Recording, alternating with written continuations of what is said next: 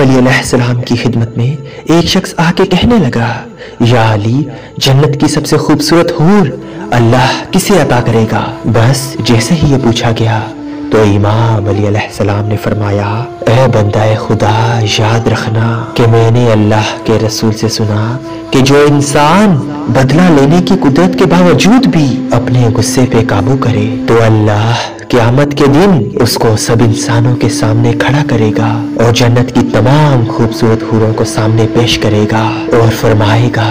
کہ میرے پیارے بندے، ان تمام حوروں میں سے جو تمہیں پسند ہے وہ رکھ لے، اور یوں جس نے اپنے غصے پہ قابو کیا اور اللہ کے انصاف پہ یقین رکھا وہ جنت کی سب سے زیادہ خوبصورت حوروں کو پالے گا۔ اے شخص، یاد رکھنا،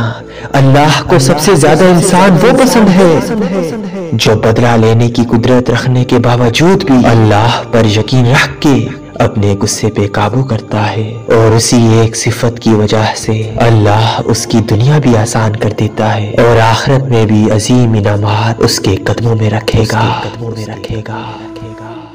اللہ کے رسول حضرت محمد مصطفیٰ صلی اللہ علیہ وآلہ وسلم نے فرمایا کہ جو انسان اللہ کا نام لے کر کھانا کھاتا ہے تو کھانے کا دانہ دانہ اللہ کی تسبیح میں مصروف ہو جاتا ہے، اور جو انسان کھانے سے فارغ ہو کر اللہ کا شکر کر کے دعا مانگتا ہے تو وہ کھانا جو اس نے کھا لیا تو وہ دعا کے بعد آمین کہتا ہے، اور یوں اس انسان کی تمام پریشانیاں ختم ہو جاتی ہیں اور اس کی تمام دعائیں پوری ہو جاتی ہیں۔